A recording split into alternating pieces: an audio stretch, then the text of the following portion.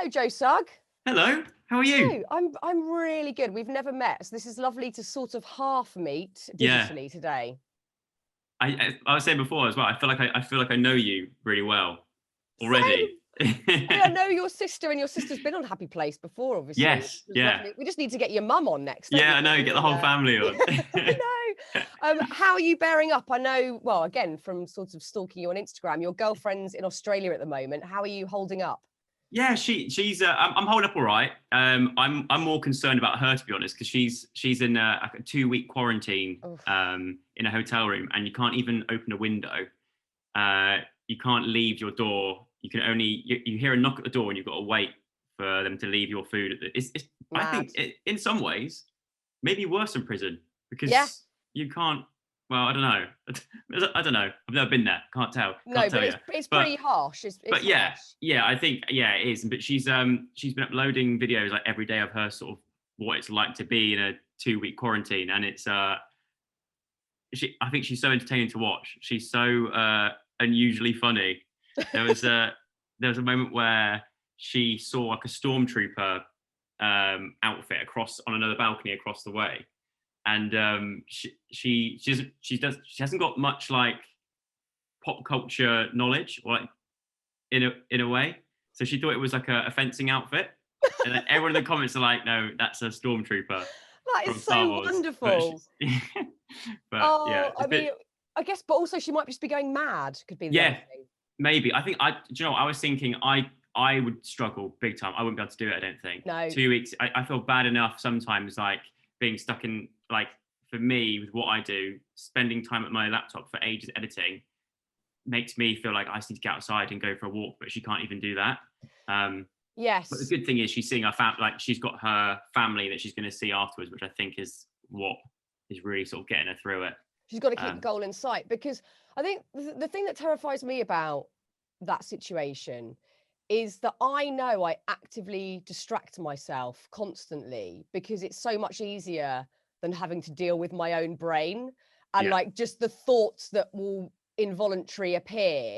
And yeah, if I just keep doing a podcast, and after this I've got a meeting, and then I'll go and get the kids from school, and I'm just, distracted in the nicest possible way, but having all of that taken away from me, I I can't even think about it. It's too much. yeah. I just, some people might find it easier, but for me, that is just no. I could not deal with that. Yeah, like having a routine I think is so important. I think yeah, when you go from like what your normal routine is to then what I guess she's sort of going through, I think I'd really struggle with it. I Oh, find it really unusual, especially when you can't just go out to the shops or go for a walk. You've just got to get stay air. inside and order things to your room, yeah, or just to get air. Because as well, I think it's out there in Australia. It's their winter, but their winter's still Yeah. basically like our summer, I think. Yeah, And exactly. so she's got like cold air being pumped in from aircon. I'm a windows down kind of guy Same. rather than aircon. I I can't hate do aircon. aircon. Yeah, I would struggle.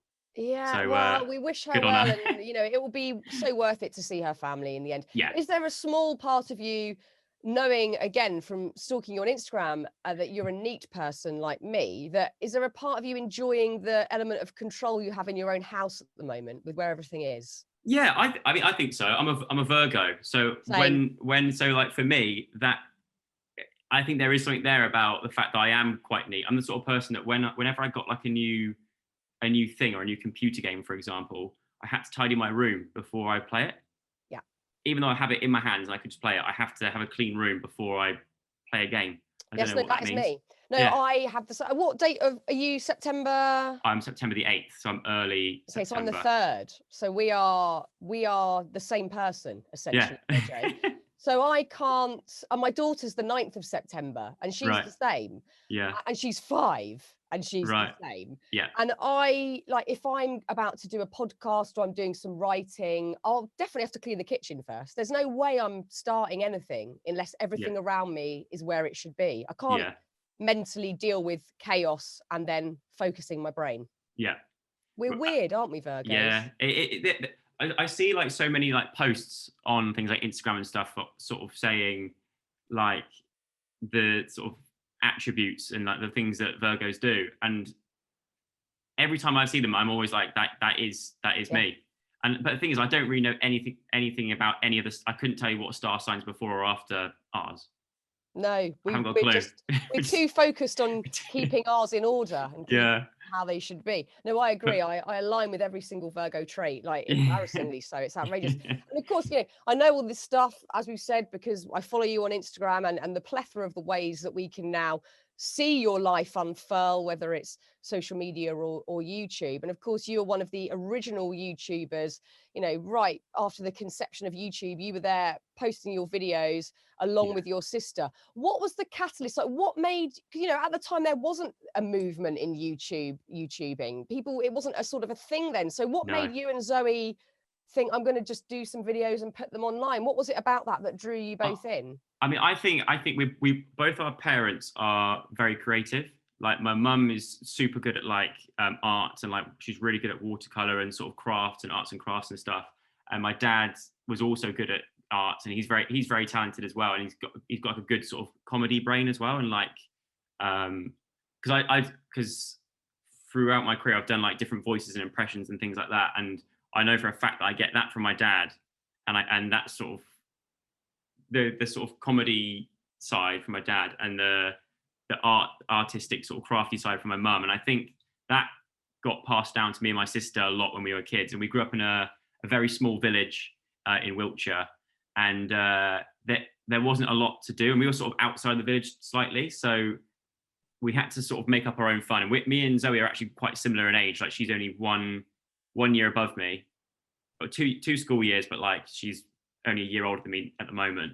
And we were always sort of putting on our own plays or getting creative in that sort of sense of like entertaining people. So whenever we had like friends come over, we would make them get involved in our like theatre productions and things like that, which I'm sure a lot of other kids did. But I did, yeah. Yeah, I feel like my sister was very much like the director in that sense, and she would organize everything. She would make sure the equipment was running, filming it all, and we even like used to spend our pocket money on blank cassette tapes, because remember the days we could buy like sets of like blank cassette tapes? Yeah, I was obsessed. Yeah, so we used to buy those and record our own sort of radio stations as well, and our own, I guess, like a scripted kind of podcast in a way. We'd do like our own sort of, we play characters. I remember there was one time where we roped our cousins in to, this is the era where Hearsay were like #1 in the charts with Pure and Simple, and we were so obsessed with them. We picked who we were, and I was Noel, and then Zoe was Kim, and we got our cousins to play the others as well, and we'd pretend that we were in Pop Stars and like pretending that we were them. Wow. And it's like to that sort of level. So I guess like you were always sort of a bit weird, bit creative like that. Not weird. Like I'm grinning because I did the same. I mean, I'm older than you, so this was, cassettes were really quite forward thinking when I was doing this. And I would get my cousin Bieber and my brother Jamie to record radio shows of me on cassette. And I was obviously like the dominant bossy one, and I was the host, and my brother would be doing travel and Bieber would do weather. So they had like teeny parts, and I would be driving the whole thing. And it's so funny how you could sort of see the conception of where you were starting out before you even knew that's what you wanted to do. So this for you morphed into, there's a new thing called YouTube. That makes sense for me to just put that out, and the stuff I'm making can be seen. It kind of came a lot later, because we were like that as kids growing up, and then we still stayed quite sort of arty and crafty at school as well. We did, for both of us, I think the more creative subjects was definitely our strong point. Awful at maths, all right at science and English, but maths was a no-no for me. But then I went on to become a roof thatcher afterwards. So my uncle was, I got a couple of uncles that are like qualified roof thatchers, and it's kind of got like passed down through like a few cousins and things like that. And it came to work experience week, and I was like, to be honest, I really enjoy doing the arty stuff, but in a way I kind of see that in roof thatching, because no one else in my school was doing it. Everyone was sort of going off to do work in pubs, or maybe not pubs, too young for that, but like restaurants and cafes and stuff. And I was like, I want to give this a go. So I tried it, and I absolutely loved it. And I ended up doing my A-levels, knowing that I was going to still go and become a full-time roof thatcher, but I just wanted to have A levels as kind of like a backup just in case. And so I started doing roof thatching for like what I thought was going to be my entire life. And this is when Zoe was just sort of starting to get into blogging. So it was blogging before vlogging. And I remember her making her first video and thinking like, this is so cool. And she was sort of saying, you should give this a go. Her and Alfie, who's now her boyfriend, I watched his video as well and I thought that's definitely sort of something that I think I would, if I was going to do YouTube and give it a go, I would do videos more like that, I think, than obviously what my sister was doing at the time. But they're just sort of seeing how she did it in terms of like filming it all, editing it all, and then uploading it all and promoting it and all that kind of stuff. I found it fascinating. So I gave it a go in my spare time.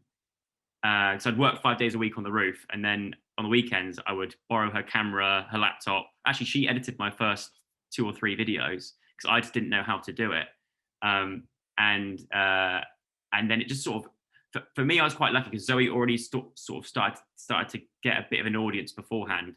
So a lot of that audience came across and sort of watched my first video. So it wasn't like a case of putting your first video out and just getting like 2 or 3 views. I was quite lucky in the fact that it sort of got 1,000 views like in the first week or whatever.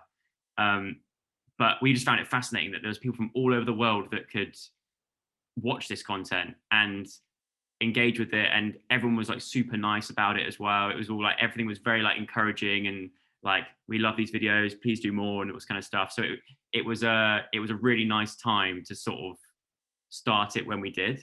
And when that momentum started building, because obviously quite quickly both of you gained this momentum and this following and a really engaged audience who wanted to see what you're going to put out there next. And you can almost quantify your popularity because you're seeing these numbers of this amount of people have watched my video. These are the comments that are being left. How did that affect you? Because that's sort of something that obviously you wouldn't have had to deal with previously. And as you're saying, it was all positive, but did it affect you in a way where you started to believe that had some bearing on your self-worth? The more numbers, the better, or the more popular I am, I'll feel better about myself or life. Did that come into play? Yeah, definitely. I think it's to start off with, I absolutely loved it because I was like, this is great. I've never had this many people care about what I do. And some of them are from like Brazil, some of them from all over the world. This is amazing, like Australia. And so I absolutely loved it to begin with. But then it gets to a point where you're kind of like, you start to, I think with everything, because in a way it sort of started out very much like a hobby. We were really sort of doing it for fun. Never really sort of saw it as like a business thing. Like I said, I was still roof thatching 5 days a week and just doing it as a on the side kind of thing. But then it gets to a point where in your own mind, you want to make sure every video is more popular than the last video. Whereas if you have that, like thinking about it now, if you have that mindset, there's always going to get to, you can't just keep, I guess, always going up. There's going to get to a point where it does plateau. You have one that's a bad week or things like that. And it definitely, like years on down the line, it definitely did get to a point where I was like getting like a bit of like, I guess, like an anxiousness around uploading, thinking like, what if this does not go down well? It's so hard to read now. What's going to do well on the internet? And obviously, as I'm getting older, my audience is also getting older as well.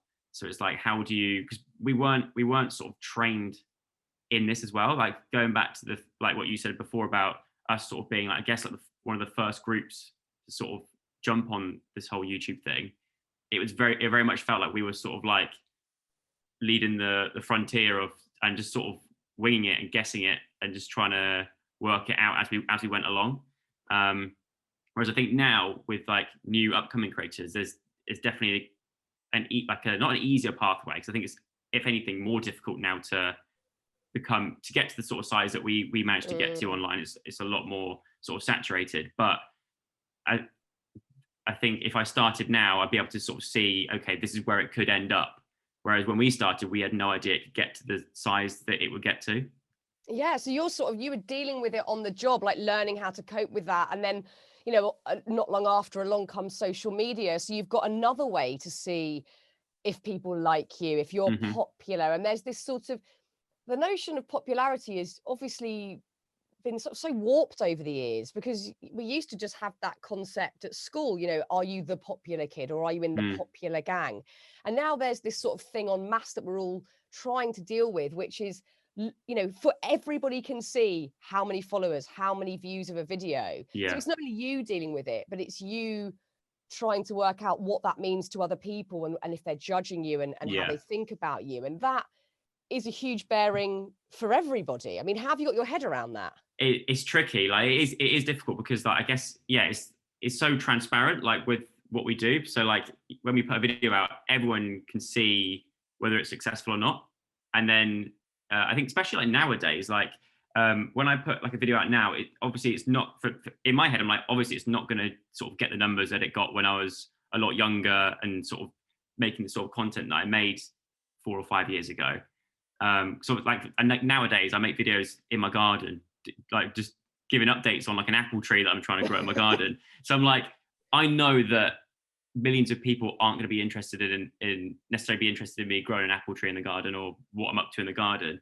But I think there's still some people out there that see you still as that person you were all those years ago in a way, and so they still expect you to be sort of hitting those numbers every time, and so they sort of see, oh, it's nowhere near what he used to get, and obviously can leave comments and stuff, which for me is like it doesn't bother me, because in my head I understand, you know, I'm not making the same stuff I made all those years ago, and I'm a lot older now, but I can kind of understand like why they think that, because I guess like when you go on YouTube and if you watch one of my videos, it will recommend you a load more, and those videos being recommended are videos from like years ago. And so I always think it's unusual with YouTube and online, because everything, your whole back catalogue is still there to watch. So I think I always think like people might watch and think, if they only watch your old stuff and they saw you in the street, they might still think that you're that sort of age, and you know, it's quite an unusual thing to sort of get your head around, I guess. Yeah, because I guess sometimes people want you just to, well, it's like everything, anyone in the public eye or anyone known in whatever way, there's an element of people wanting you to be what they know you as. I mean, I certainly felt that coming from kids TV. Yeah. And it took me years for people to stop thinking I was 15. Like well into my 30s, I was like,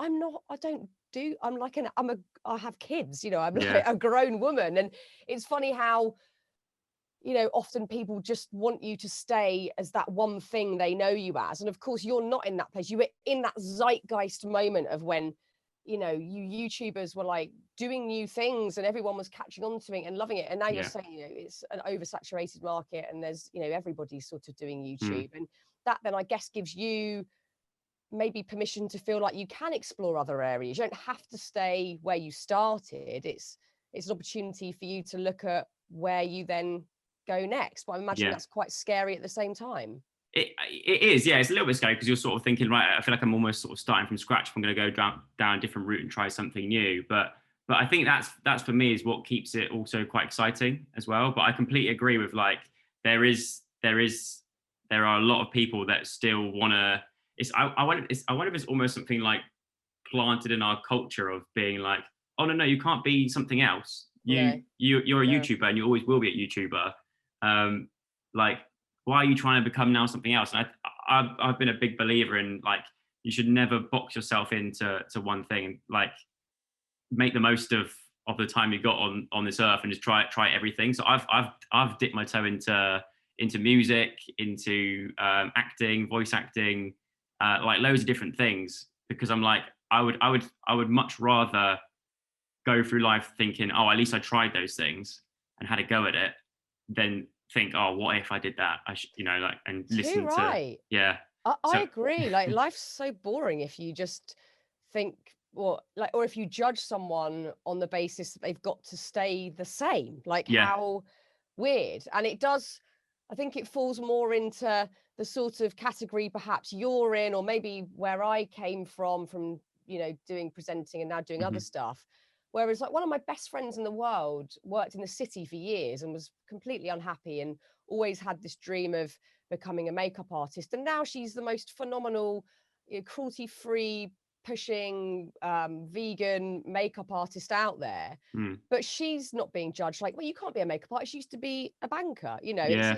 It's a strange one when you take it out of context and look at it in other areas. And I agree. I think, if there is an opportunity to try something new and you feel, in the right headspace to do it, why would you not? Like, that's so exciting. Before we get on to all the new stuff you're doing, there's so many things I want to unpick with you because of your level of experience in the world of online, and how I think many of us are sort of still feeling in a state of flux, dealing with it and trying to move forward in this world.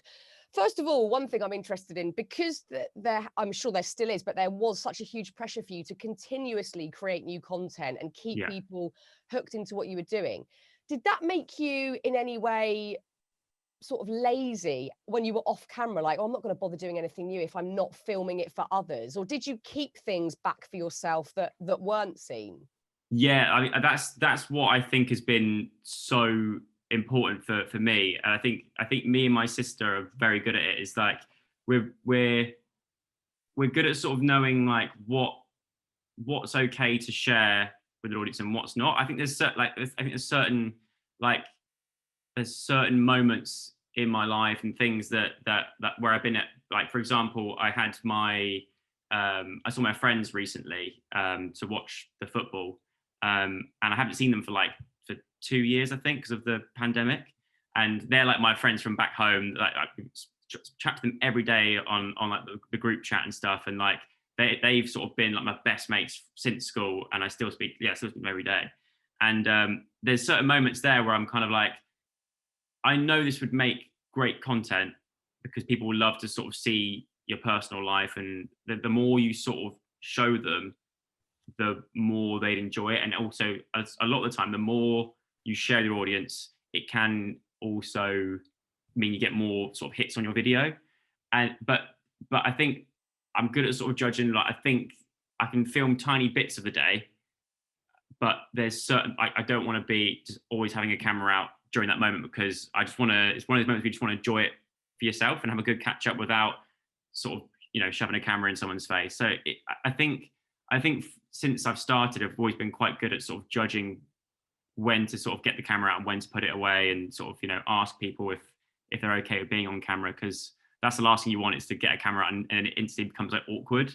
So which has happened in the past sometimes. And so it's like you sort of gauge when's the right time and what to put in. And I guess as well, like, especially the vlog stuff where you are showing your sort of personal life, you're showing a whole day's worth of footage, but it's condensed down to like 10 minutes.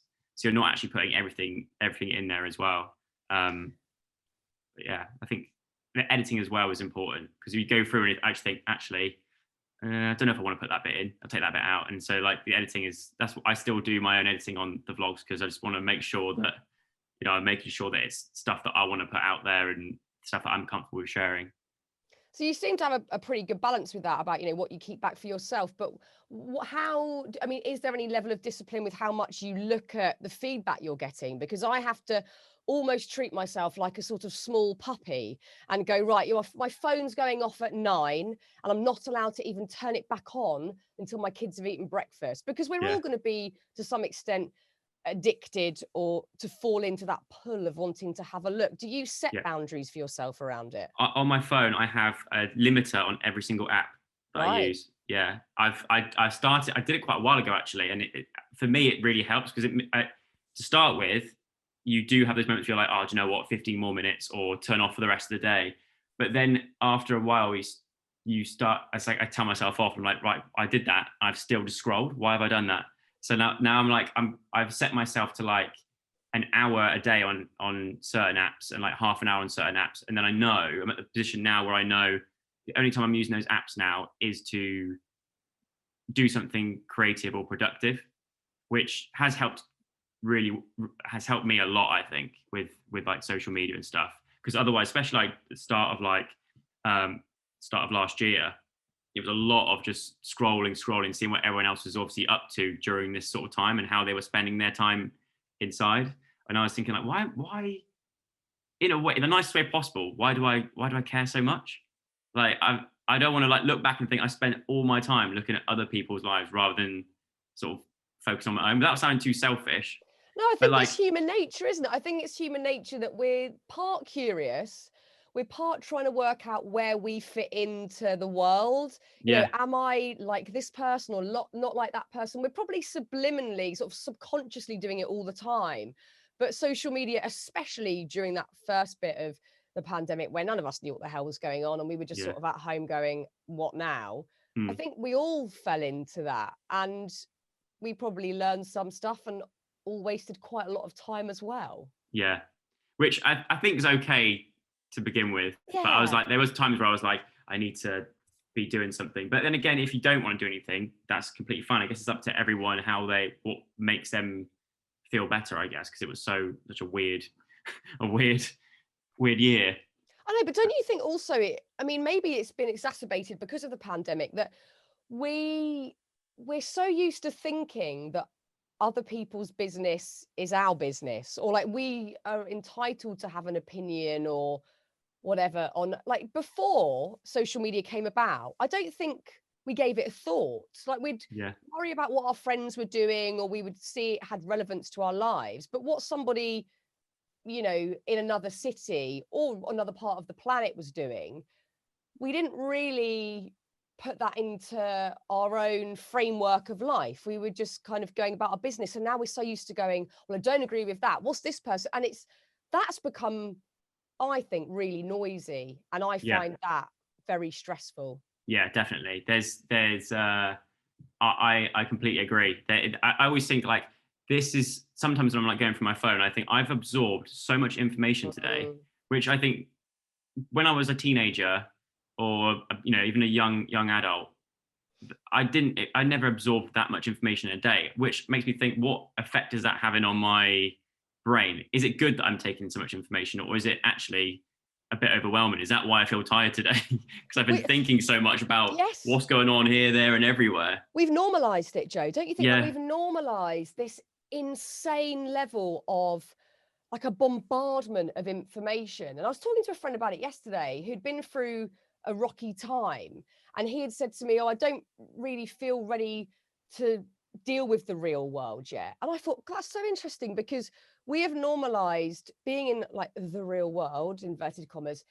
We now associate with knowing everything, knowing mm, what everyone's had for their breakfast, where everyone yeah, is, what's going on culturally, politically, in a pop culture sense. And if we don't know all of that stuff, then we're somehow ignorant or shutting off. And I don't think we are. I don't think it's normal for us to know all of that. And I sort of said to my mate, I don't know if you need to deal with it all. Just if you're going yeah, through something, just deal with your own thing. You're not being ignorant or shutting out the world. You're just dealing with what everybody would have been dealing with, say, 50 years ago, where yeah, you looked after the people in your life and you made yeah, sure that the people that you could reach were okay. But now we're expected to have this sort of um, and it's not a bad thing in a sense to have like a global empathy or an understanding, but all day, every day, I don't know if that's normal. yeah. I think especially like with my stuff, like when I started,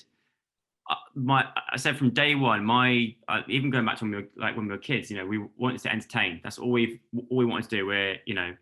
I from day one, my videos are there to put a smile on people's faces. Hopefully, they get a laugh out of it. If they do, job done. Do you know what I mean? I'm not here to sort of get involved in dramas and sort of you know do like serious videos in a way. I don't really like getting too serious in my content ever. It's not my thing. It's not what I've never done it. So it's just not my sort of place, I think. So I just try and keep it all like super positive, because as well, I think a lot of people that they message me being like, it's so nice that I really like that you sort of with your streams and your videos that you keep it also like fun and friendly and a nice sort of vibe, because then it's a bit of escapism for them, because there's so many people that watch your videos that are probably going through quite a tough time themselves and maybe trying to escape a lot of like negativity in their lives. And so when they come across my videos or whoever's videos it may be, and it makes them feel like they've sort of forget it for a while, that's like a job done tick. That's what my stuff's kind of all about. And I think it's definitely going to stay that way. It's never going to change. That's such a good thing, because we need it. And again, like, none of us should feel guilty that we're reaching for escapism, especially if, you know, you're personally going through something, or if it's the global situation we're living through now. Isn't escapism, you know, escapism can sometimes have negative connotations, but isn't it surely just reaching for joy? You've chosen to reach for joy in that moment, whether it's listening to a brilliant song, watching a YouTube video, watching your favorite nostalgic TV show, whatever it might be. Escapism is just you choosing joy, surely. I think some people forget as well that although we are all human, we're all different from each other, and we all handle things differently, and we all, you know, we're not all following. If we were all the same, we'd all be robots, and we're not. We're not robots, luckily. I don't think so anyway. So it's so for me, it's like, you know, it's especially with the whole sort of pandemic stuff. It got to a point where we used to stop watching the news, because it was every day. It was, although we obviously care about what's going on and things like that, it was just, for us, for me especially, it was a bit like, I will find out what's going on through my mum on the phone, because she always puts it nicely, and, you know, like a mum would, you know, like keep me up to date, but not in a kind of massive sort of like, this is all going to pot and this, that, and the other. So then I'm up to date with what's going on in the world, but I'm not, you know, I just sort of do it in a way which works best for me, I guess. Yeah, which again, that is a choice we should all be able to make without any judgment, because it's not only what you can cope with mentally, but it's also, you know, a lot of the time, and I think I can use this generalizing statement, it's how much fearmongering we're willing to take on, because that we've decided that news only equates to negative. Like, you know, when have you watched the news or read a newspaper and seen anything remotely positive? I can't think of the last thing. So it's how much you, like you say, you can choose how you want to be informed, where you want to get that from. You can still have empathy for others, connection, but how much of the fear you want to take on, I think, again, like, that's got to be up to us. That's our choice. Going back to the sort of thought around how much outside opinion you've been willing to take on, and something I think about a lot, because I've, you know, dealt with it in horrible ways over the years at times. Have you ever found that, because that is part of your job, is to look at feedback, work out how you might maybe do things differently, but how you might progress in what you're doing or change up what you're doing? Have you ever found yourself in moments where you've diluted your own personality, or pulled back, or self-edited whilst you were speaking, because there is that sort of subconscious worry about, or second guessing what people will say? Yeah, I think so. I think definitely. I mean, I don't know whether it's just because I've gotten older and things like that, but like for me, like I feel like I've, like, there's been moments where I watch back for a vlog and think, I just don't know if this is funny. I don't know if I think I've lost my touch. I'm not funny anymore. There's been moments where I would say, like, why am I not funny anymore? What? Like, when the camera's not on, I'm funny, but when I put the camera on, it's almost like a bit of like, sometimes a bit of like a, right, okay, I've got to almost, I think I overthink too much. I think that's what it is. I overthink more now than I did when I first started. And I don't quite know why that is. But I think, like, to the point where sometimes I'm editing a video and I'll be ready to tick it live to put it live for everyone to watch. And I'll be like, okay, I'm going to watch it through one more time to make sure that, you know, there's no parcels to like blur out or things like that. Do you know what I mean? Because my head is just thinking, like, is there anything that still needs to be taken out, or bits that I don't want to put in and things like that. So it's like, it is a bit, it definitely does sort of get into your head a bit, I think. Does that spill over into your personal life? Do you ever find yourself worrying what, you know, your friends are thinking, your family are thinking about you? Because I've had moments where I've taken that too far, and I've worried so much that then I've found myself having those thoughts in just everyday interactions. Yeah, I think so. I think that the weird thing with me is, I've noticed, is that my voice doesn't carry. Like, I've got a really sort of in the background kind of voice.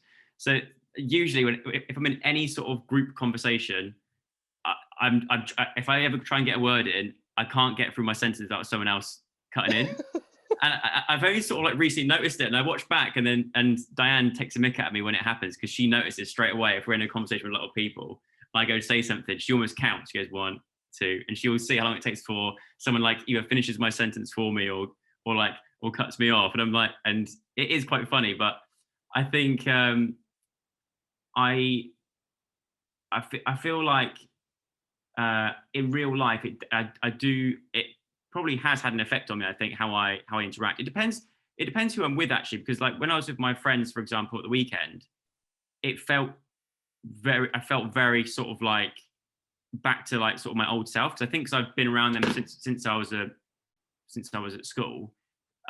It did sort of put me back to sort of like a time where I felt very, very comfortable with the people that I'm around and things like that. But I think around meeting new people, I've always been quite a shy person, and it takes me a while to get to know someone well enough for me to sort of come out my shell and be like weird with them in a way, I guess. It's good when you're comfy enough to be weird with people. Yeah, I love that moment. Exactly. Yeah. So like with my family, it's like that. With my friends from back home, it's like that. Obviously with my girlfriend, it's like that. And so that for me is like the most important thing. But I especially like when you're out and about and you get stopped by someone who watches your videos, or see me on telly or something, that straight away I do get that kind of like, it's almost like you enter like a fight or flight mode. Not that I'm saying we're ever going to fight anyone that comes to say hello for me and ask for a picture, but like you do sort of get on that a little bit on edge of like not knowing, what they're going to say to you. Because the thing is, they watch your stuff and have done for so long, they feel like they know you really well. But as much as you appreciate every single person that that takes time out to watch your stuff, you don't know anything about this person. So it is that kind of like, and for me, I'm quite socially, in those situations, I can be quite socially awkward. So there's been times where people have stopped me and asked for a picture, and I've just sort of been like don't know what to do, kind of like really yeah, you're in a strange position because you are now your brand. Like you have become a brand. So where's the distinction between Joe and the brand? Like, because that's a moment where you'd have to confront that, like, oh my God, I'm a brand, but I'm also a human who's just walking to the supermarket right now. But you're met with both. Do you struggle with that? Is there a very different Joe at home to the one that we might be presented with on YouTube? I mean, I would say so. I mean, in all my content, I guess it's always like a sort of heightened version of myself. I mean, you'll sort of know probably from like presenting as well, like especially with like the kids' TV stuff, you've got to sort of give it that extra bit of energy, haven't you, and stuff like that. So an annoying amount. Yeah, and I sort of feel like I've done that through my YouTube videos. Like I feel like in real life, when the camera's not on, I think I am a bit more sort of maybe subdued, but still like I don't know. I think like just say like, I would say normal, but I don't know what is normal. I don't know. What is normal? Yeah, but I would say that I'm not too dissimilar in a way. But I'm not the sort of person that, like, for example, I do a big thing on my channel was doing impressions of like cartoon characters and stuff. And if people ask me in the street to do like an impression, I'm always like, no, sorry, it's not gonna happen. I'm always sort of like, I feel like I kind of go into a bit of like a dad mode, being like, oh no, like it takes me ages to get it right, I've got to warm up first. Sorry. Yeah, and it's like, but there are some people that can just do it, and they just sort of can really sort of turn it on, and it sort of know when they're going out, and they are going to get stopped by a lot of people, and they're fully prepared for it. But I feel like still for me, I don't really expect it. So when it does happen, it's always still a bit of like oh God, like, yeah, especially when they shout at you. You get ones that are sort of, you get some that are really they sort of come over with their mum or something, and they're so sweet and so lovely, and you get some that like almost like bark at you, like shout your name in the street, and every time it makes me jump, because I'm like thinking like, oh God, what have I done wrong? Someone's like shouting at me in the street, and it does put you on edge a little bit. So it's always fun. I've quite enjoyed, in a way, being able to sort of, if you do want to sort of get around undetected, the mask thing. There's been times where I'm like, do you know what? This mask is staying. Very handy. Might get one for my eyes as well. Yeah, I went to a boot sale the other day on my own. This is what my life's become since Diane's gone to Australia. I went to a boot sale on my own, And because normally when I'm with Diane, she's got bright orange hair. They can sort of think, is that them? And then they see the hair and think it must be. So they'll come up to us, and we're always like, how do you know it's us with our masks on? But the boot sale just went around the whole thing completely undetected.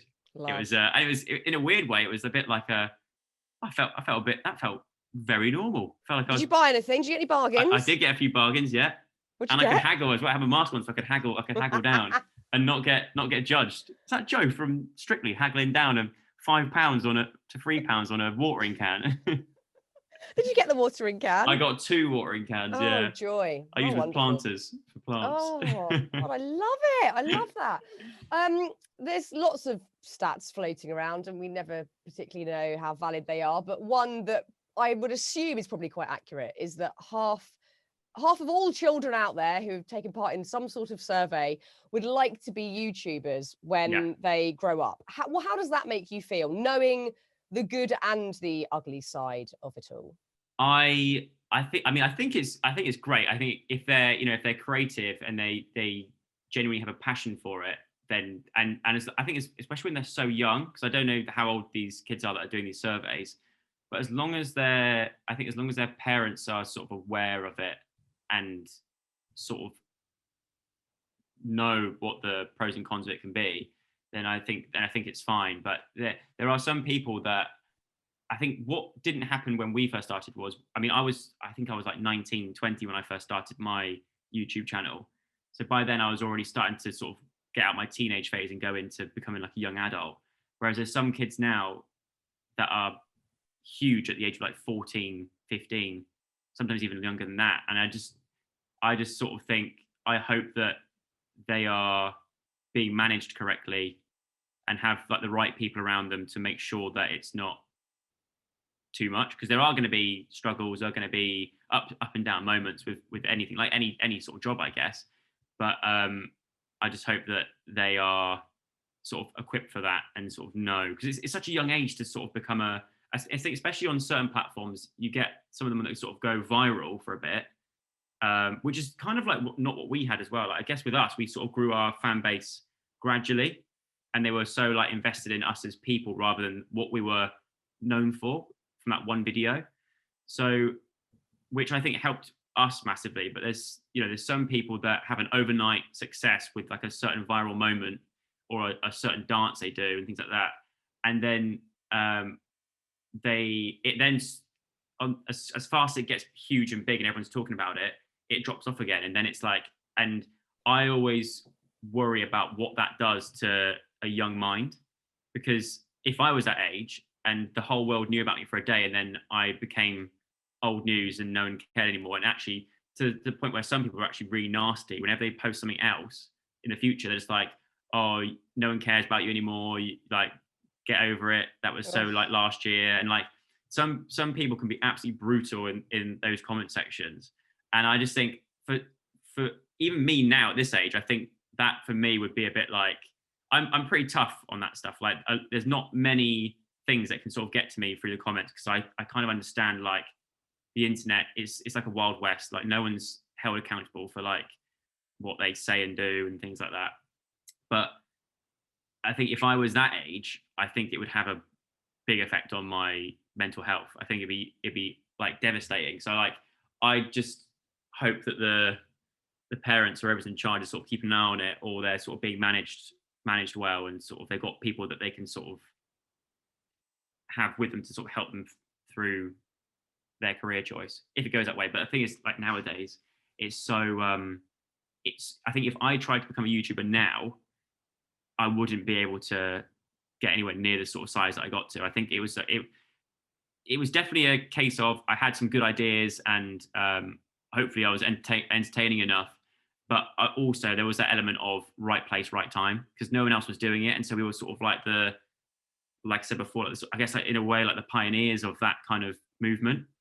But now obviously it's very different to what it was now, and I think I probably wouldn't be the same size that I was now if I tried now and did what I did back then now either. So times go so quick, and time moves so fast on the internet as well, which is it's all quite scary. But I think it terrifies the shit out of me, Joe. I'm not gonna lie, like it really scares me. You know, yeah, I've got stepkids who are on social media, and they're pretty sensible, actually. I'm really sort of chuffed at how they deal with it. And my kids are too young, thank God, to have even a phone right now. But it really scares me for the future, because I think the bit that scares me, because we all know like this stuff isn't going anywhere. You know, we can talk about it and whatever, but it's not gonna. We can't turn back time, as much as sometimes I sort of wish we could. I feel like quite old saying that, but sometimes I think, oh, it'd be so much easier if we didn't have social media in ways. Yeah.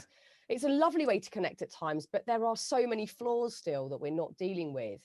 And what's changed so much is where we place our self-worth. We've put it at times entirely in the hands of others. Like, please, everybody out there, validate me and tell me that I'm okay as a human, and then I will feel it, rather than feeling it first, putting yourself out there and then going, it doesn't matter what the opinion is. And we're so far from that, all of us. You know, even I talk about this all the time, how old I'm on the podcast, but we're turning 40 this year, and it's, you know, I feel like it's going to be a sort of big moment, and hopefully I'll have learned some lessons from this last decade. But I know, if I'm honest, this sort of thing does still affect me if I don't feel accepted as who I am or validated. And I don't want that for me, let alone my kids. And as you just said there, it is a wild west. Like, it is still very ungoverned in what you can say, how freely you can comment on someone in a really unwarranted way. Like, this is a big question because it's a huge problem. But like, what do you have any idea of what the steps forward, the positive step forward could be for us to stop the negative cycle we're in with that, or look to move into a more positive area of change? I mean, I think that obviously there's definitely things that can be done. Like I think when we look back in like 100 years time, because we'll both still be around then. We will, I promise. Right. In 100 years time, we'll look back and we'll look back on like the early days of social media, and we'll look back in history books and be like, how crazy was it? Like how it used to be back in the early days. And I feel like as well, like we're probably a similar sort of generation where we remember what life was like before the internet. And, you know, you had a diary that you write in. It was better. You kept diaries. So like if you were gonna slag off your mate, you'd write it in a diary. You wouldn't do, you know, a TikTok. Exactly. You wouldn't make a diss track about your mates like publicly where everyone can see it, and makes things 10 times worse. So, you know, you'd write your diary or tell your mates on MSN, like privately or whatever. So it's definitely changed. One thing that I have noticed is that I think Instagram have done that's really good, and I do hope that other social medias follow suit, is there's a new feature where you can block someone, but you can then block any future account that person makes. Wow. Which I think is brilliant, because then it means that person, whenever they try, because I'm guessing this is what the trolls do, is that they make an account, they get blocked, they're like, yes, I got recognized, they've seen it, I know they've seen it, so I'm going to make another one, and then just keep this up and just keep getting blocked and just keep going till I get this person to breaking point. But if they can't do that, every time they make a new account, they're blocked. I think that's a step in the right direction, at least so far. There's a lot of people that say, obviously, you know, with making any social media account, you've got to link your identification to it, like your passport or something. So like, you know, which there are arguments for and against that. But I mean, it's I think there will be positive changes. So I know, obviously I've been on YouTube for so long, and I know as a platform, they do listen to me anyway sometimes when I talk to them. So they listen to me a lot. I'm sure they do. They listen to a lot of they listen to creators and stuff. They do take things on board. I think obviously with big, you know, they're huge corporations, they're massive companies. To get things from customer feedback to actually making a change, obviously it's going to take a bit of time.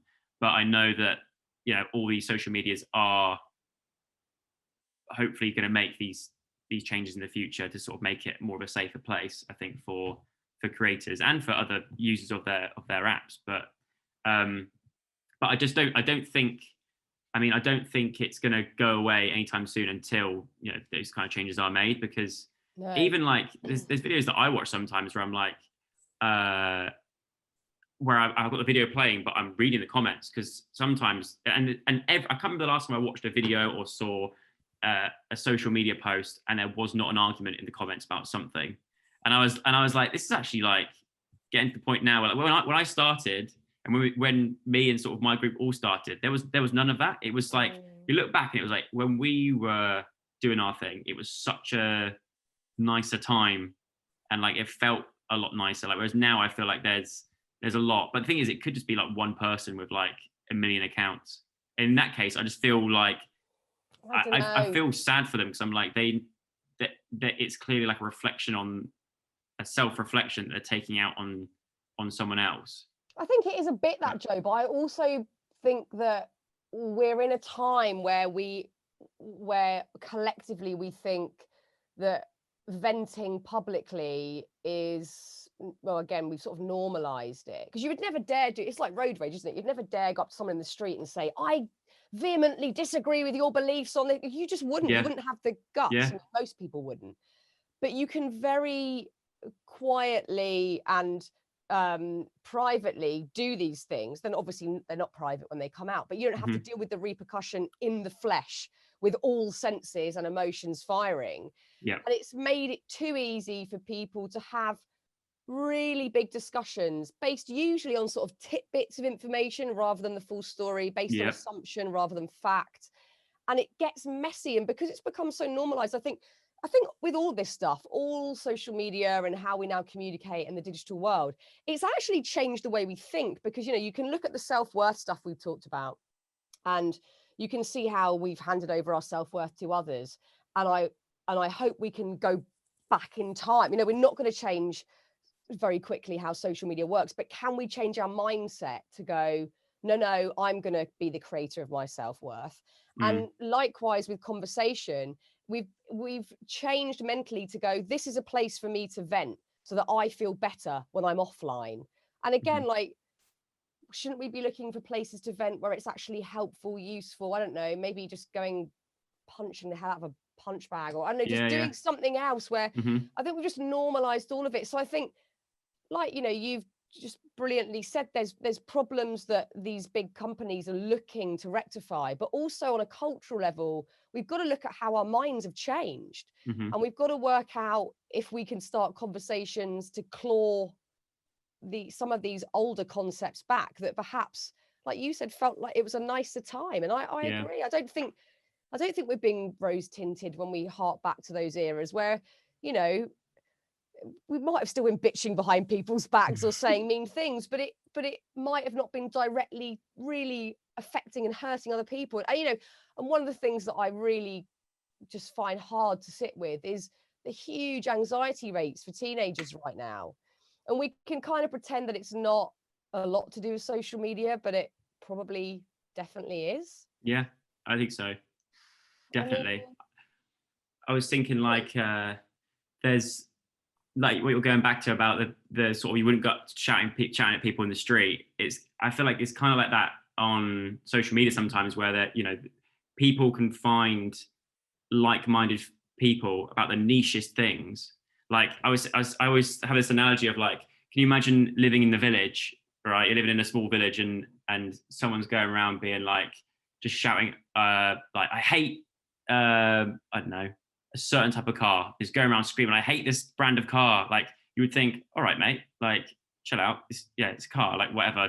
But like, sometimes on social media, if they had social media, they could find another 100 people that also hate that brand of car, and they build like a kind of, I guess, like a kind of community with themselves. And it's I can imagine it's quite a toxic environment, because they've come together through something they all hate together. Yeah. And by that, they also, you get that egging on of, like, and feeling like you found like a community in that, and then you go around attacking the car brand or like things like that, and because there's a group of you now, because of the power of the internet bringing everyone together from all over the world that hate this certain brand of car, it feels like it's very powerful. But a lot of the time it's just like, I think that sometimes their bark is bigger than the bite. Is that right saying? I think it's maybe because going back to your car analogy here, Joe, the car is irrelevant. They have hatred about something, it may be in their past or the world, and the car becomes the vent. So it's the same with anything, you know, like, why are we all trying to like the same stuff and have the same mindset? Like, as you said earlier on, we're all different. We're always going to think differently. We've had different lives. We've had different upbringings where we might have grown up in a different culture or whatever it is. But we need to have an appreciation that everybody has a different outlook on life and a different feeling to life. And to have an element of respect that we're all just going to think a bit differently. Like, I think it was, this is a random thing to say, but I think it was Dita Von Teese who said, you could, it might not be, for some reason I think it is, said something like, you could give someone a bowl of the most beautiful, juicy peaches, and there'll always be someone in the room who hates peaches. And we'll make it known as well. And we'll make it known. Know. Throw those peaches in your face. And it's like, fine, hate peaches, no bother, like, cool. And I feel like we're putting ourselves out. We're doing so many metaphors here, but we're putting ourselves out as the bowl of peaches. Like, here I am, I'm gorgeous, I'm amazing, look how amazing I am on Instagram. And then if not everybody says, I agree with you, we feel dented and awful. And then you say, like, there's these pockets of people that gather through hate and have a hateful community, and then that arrives. Oh, it's a mess. It's the Wild West, as you said. Yeah, I mean, I've known people that, although they get, you know, thousands of like lovely comments on a post or a video or something, that I know I'm watching them and they're searching for that one negative comment. And it's like, why do you search for the negative when you've got all this positive here? Like, why do you care about the one negative? But there's some people that, you know, that do that. It's almost like it's hard because you're putting yourself out there. So you're, in a way, you're always going to get the one or two people that will throw a spanner in the works. And a lot of the time they're young and they're just doing it for a laugh or something, trying to get like a bit of, you know, trying to get likes on their own comment or something like that. Or sometimes it's just the interaction. Some people want an interaction, be it positive or negative. So I always sort of say, look, if you do see anyone, because I very rarely see it myself, but if I do see anyone that is sort of saying anything nasty to me and my stuff, the worst thing that in a nice way possible, the worst thing that my audience could do is defend me in a way, because then they're sort of like, they're giving that person exactly what they want. They're getting that interaction, that confrontation. It makes it bigger. They get the attention that they're craving. Yeah. So like for me, it's always been from day one, it's always ignore, like always. I've never responded to it, never will. It's just not something I'd rather respond to the nice people than the nasty ones. It's a very sensible way of looking at things. I know you obviously have your own management company now as well, where you look after young YouTube fledglings. Do you offer up, you know, is that part of what you want to offer these sort of newbies on the block, the confidence and also the support to be able to deal with that sort of interaction? Definitely, yeah. I think because our management company, I'm not sure if it is now, but we're one of the first sort of like talent led in the sort of like, I guess, like the digital space. So a big part of that was, you know, obviously me and my co-founder Casper, he was my roommate beforehand and has been a friend since I sort of started YouTube. The big thing for us is that we've sort of been through a lot on our journey over the last 10 years of sort of like riding this wave of YouTube and online sort of success. And so for anyone sort of up and coming, it's really important to us that we're always about for a chat if they need it on any of those sort of topics, or like even anything sort of business related as well. Like there's anything they're sort of thinking of sort of going off into alongside the sort of social media stuff, you know, we're there to sort of help them, but also give our advice on that. Because a lot of the time there'll be stuff that we've either done ourselves or know someone from our sort of era that have done it as well. And we can sort of say, oh, when we did this, watch out for this, because this will come back to bite you in the long run or something like that. But another part of that is to be there for them whenever they need, like if they ever need like a chat or, you know, are dealing with any sort of negativity and stuff like that, to sort of give our take on it and sort of let them know like what we've learned and how it can hopefully help them too. Now you're moving into, I guess, a new era, not that you're sort of saying goodbye to anything, but you're moving into a new era and you're acting more, and you sign up to do a film as well. Does that feel like a bit of a relief that you don't have to have that constant interaction with an audience so directly in that role? Yeah, it is different. I mean, I think It's really different in the sense that I feel like I'm like a small part now of a bigger machine.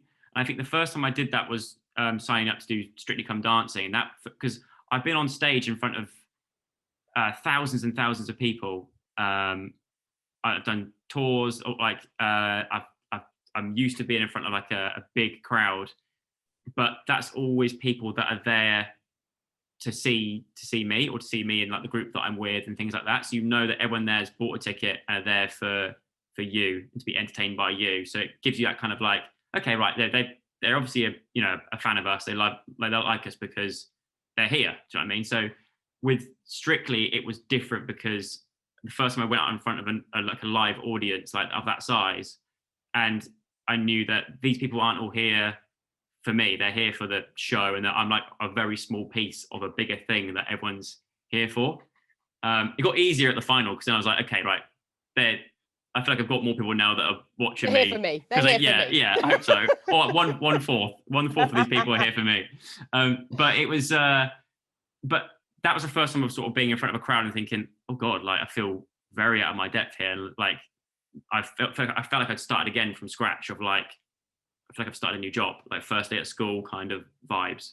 And I feel like I do sort of have that, I guess, with the acting stuff and the theatre stuff as well. It was that thing of like, even though I've got all these millions of fans and hits on all these different videos and stuff, that in my head, that means nothing to what I'm doing. Like, it means nothing because I feel like this is a completely different kettle of fish, and I've started again from scratch. Even though a lot, most of these people do come over and support me in anything I do, which is amazing, and I really appreciate it. You're still then exposed to a brand new audience of like the sort of traditional side of like the media and stuff, which does sort of feel like almost like starting again in a sense. Well, good luck with it. I think it's brilliant, and I'm really chuffed that you're doing all these new things and you're trying all of these new experiences. It's truly exciting, and I'm really chuffed for you. And thank you. And it's been I totally lost track of time. It's been so interesting to sort of get your insight, because it's something I worry about a lot with, how young people are dealing with this stuff, let alone my age group, but certainly youngsters. And it's really good to sort of hear your thoughts on it and your perspective. Yeah. So thank you so much, Joe. And, pleasure. And good luck with everything in the future. Thank you. Yes. We'll do a part 2 sometime. We're going to need to. Yeah, we'll have to.